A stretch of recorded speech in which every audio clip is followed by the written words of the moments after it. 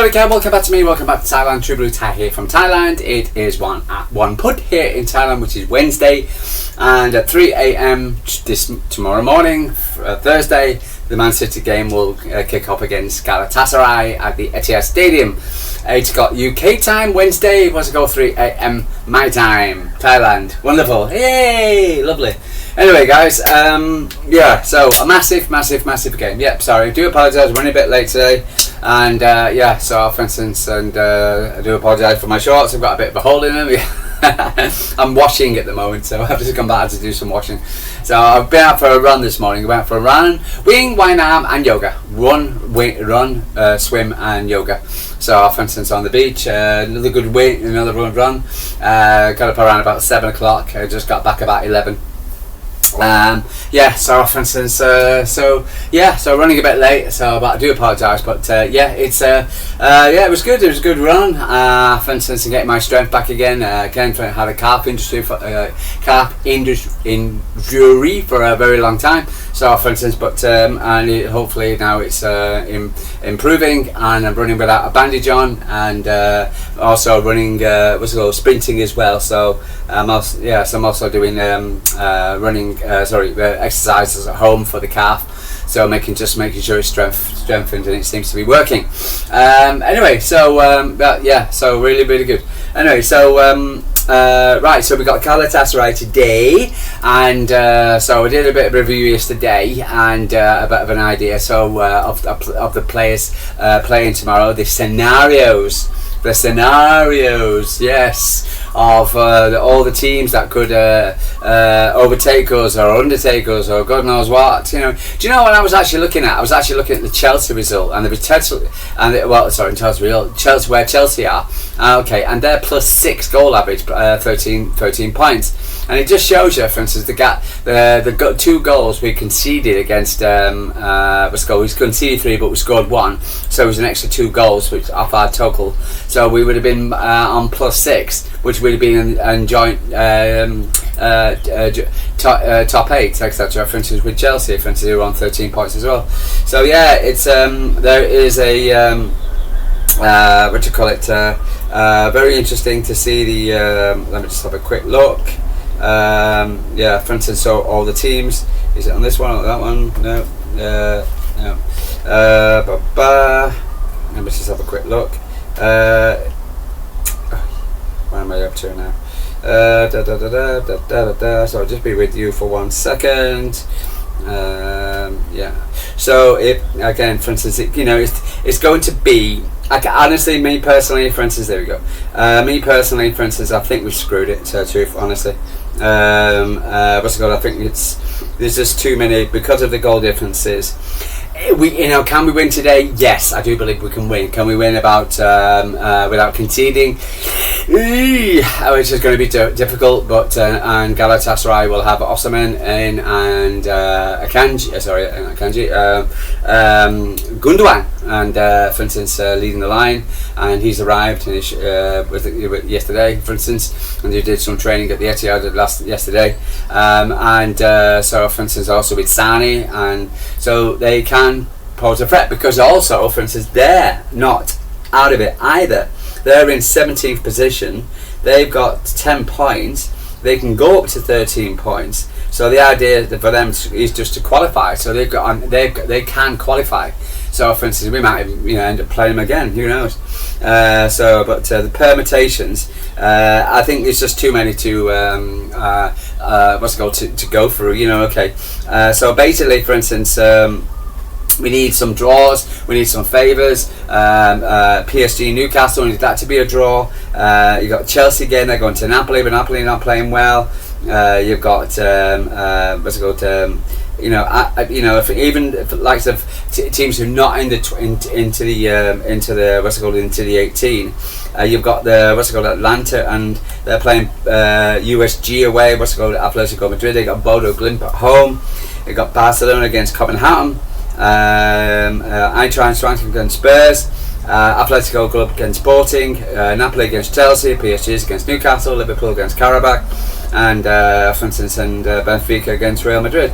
So honestly, for instance, if let's go through the results. What I think could happen tonight: Benfica against Real Madrid, 2-0 Madrid. Liverpool against Karabakh, etc. Liverpool not playing well, but now they're Karabakh at the bottom. So I'm expecting a 3-0 comfortable win for Liverpool, or a 2-0. PSG against Newcastle. Normally I would say that could be interesting because PSG's form is not great, but neither is Newcastle's. But I do believe PSG will get over the line with a 2-1 victory. But can Newcastle score at the moment? I don't know. So yeah, Napoli against Chelsea. Well, Chelsea have looked like they've already qualified. Yeah, they're in 9th position, aren't they? Chelsea 8th position, yeah. So for instance, they need the points. They're again, for instance, Napoli are not doing so well. Napoli, yeah, they're about out of it.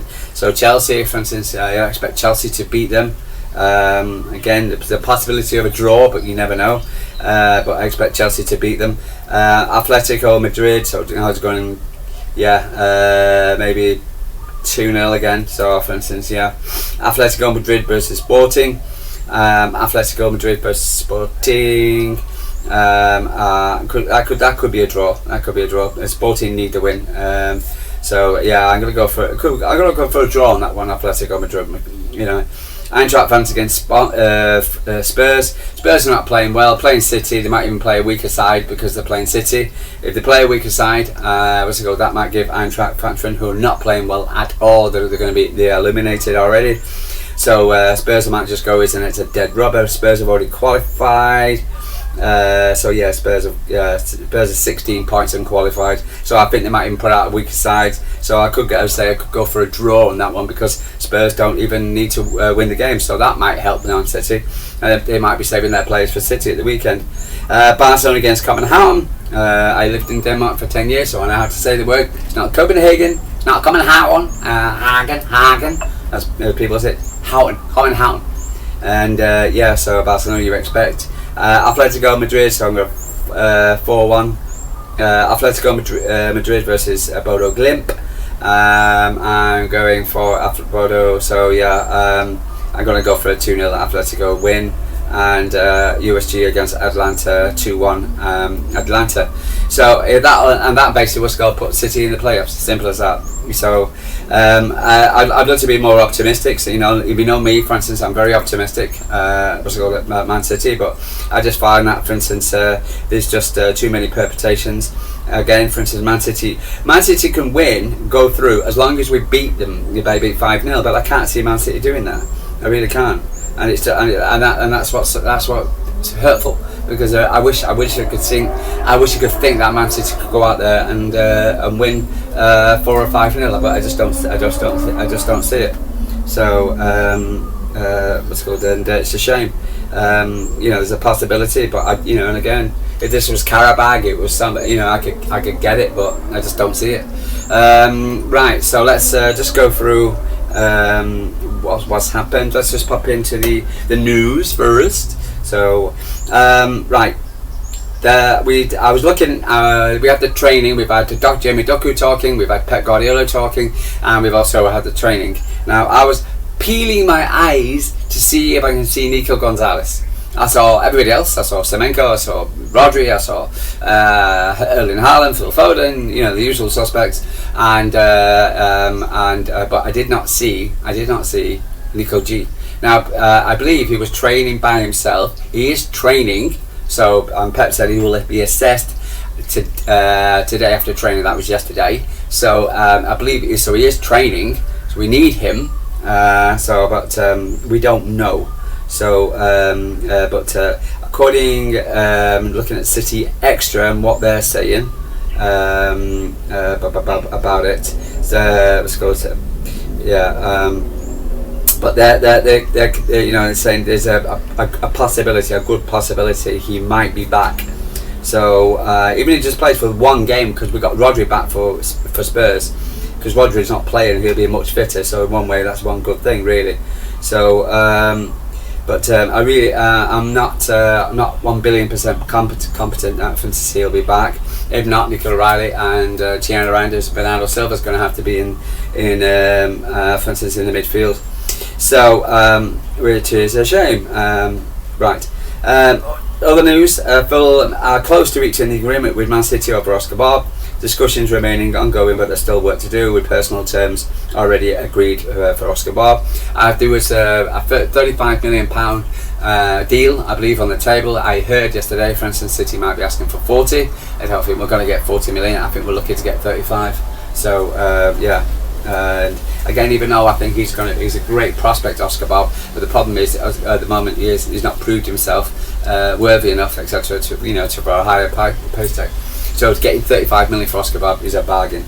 That referee, by the way, what's it called? That newbie, for instance, who disallowed Manchester City's penalty claim on Saturday, and also kind of ignored the seriousness of the challenge by Doku on the back of his heel, has been taken out the firing line, as the Premier League puts it, and he will not be officiating this week's Premier League matches. Shock. So there you go. Right, Pep Guardiola, Bernardo Silva. Yeah, he loves him. What's it called? There's not really much for me to say. It was driving me mad, really. What's it called? I was listening to the press conference, and I kept saying to him, "Why don't you ask about Nico G? We need to ask about Nico G." And then about the fifth or sixth journalist asked, "What about Nico G?" Again, it was just stupid questions to Nick about it. At press conferences, and again, about. And exactly. I just find some of the questions by the journalists are totally irrelevant. About refereeing, about and as Pep Guardiola says more than one. I think a guy really pushed Pep towards the end about the refereeing decisions, and he said, "Listen, I didn't complain about the because there's so many. I don't know how many decisions have now gone our way, have gone out against Man City now with the refereeing decisions. It's just ridiculous." We don't want to come across as a bunch of moaners, like Scousers, like bloody Arsenal, like whatever. But for God's sake, just how many more times you've got the FA Cup? What's it called? The goalkeeper outside the area, for instance, and Pep Guardiola said, "I never mentioned that.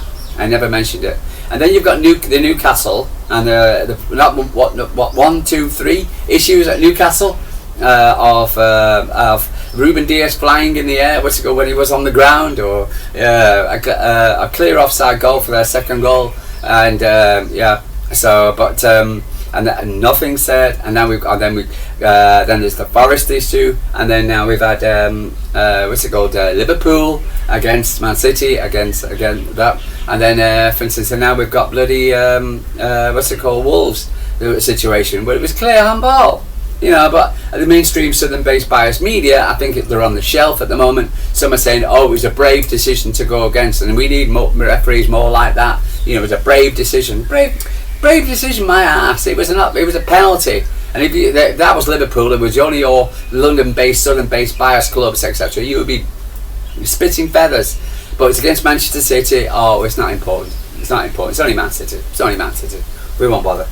So he wasn't being taken care. Honestly, it's ridiculous. And Pep Guardiola knows that he can't say too much because again he'll get fined by the whatever. Also the fact is, if Pep Guardiola comes out and says something, White and Jordan the very next day will pick up and go, "It's Manchester City," like they did against in previous decisions, but we're a bunch of whining buggers. Whatever. And this is what happens. We can't say anything. We can't say anything to complain about these decisions, because as soon as the decisions, if we mention them, Pep Guardiola happens to mention them. Oh, he's a whiner. Oh, it's this. Oh, Pep, shut up. Blah blah blah blah. Whatever. But so he can't say anything. Whatever. He's just got to accept it. It must be so frustrating for him when he sees bad challenges, when you see the reason why the United game on Doku, and the reason why Doku has come out and said in the press conference, the reason why I didn't play against Bodo Glen, because I had pain in my knee, because I got kicked in the knee. So for instance, we missed him. He could have been an asset for us against Bodo, but we didn't play with Doku, for instance, because he had a pain in his knee. And he says, about the back tackles, and it's just, and it just I just don't know. I honestly. So let's just have a quick look. Let's see what's Ilkay Gundogan's had to say. Ilkay Gundogan says he always continues to support City, even though he will attempting to help Galatasaray make the Champions League task even harder on Wednesday. And the former skipper, who led the Blues to an unforgettable treble in 22-23, was speaking at Galatasaray due to his press conference at the Etihad. And the former Cow's favourite 356 times for City over 2 periods, scoring 65 goals and bagged 14 major trophies. And whether he took interest in our results, Gundogan said, "Of course, I'm still a fan of this football club, this team, and this manager.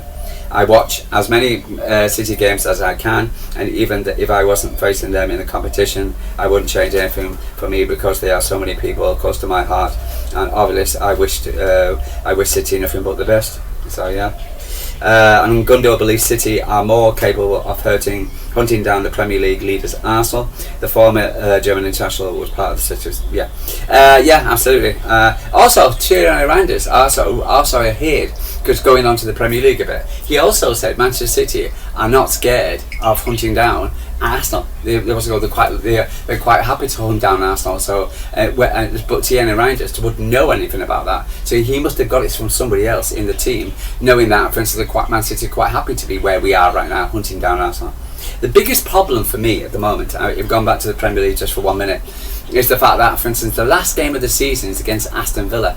Why do I feel? I'm going to make a prediction here that the Premier League title of 2025, 26 is going to go down to the Etihad in between Man City and Aston Villa. Why do I feel that? Why do I feel that?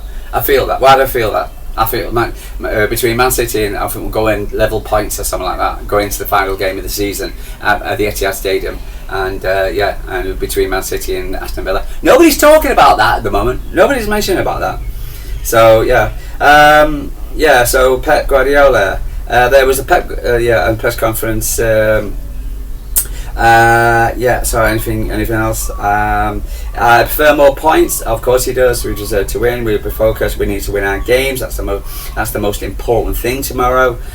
We will see in the last 10 minutes and see what we can do. We have to focus on the game, which is key. We wish tomorrow Galatasaray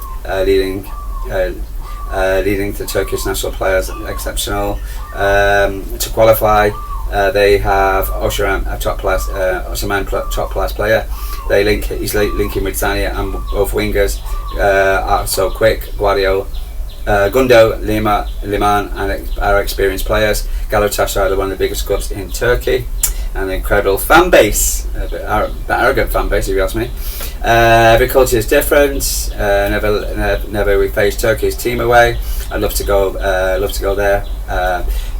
We went for an historic night. We'd love to go to Galatasaray for an Abapchin for producers. What I expected to come tomorrow and to support us. City fans. Roger is suspended. We know that. Why is people talking about that? So we'll have to see. Nico was absent in the last 4 games. However, the boss said the club would see how the Spanish midfielder's fitness was on Tuesday Tuesday afternoon session.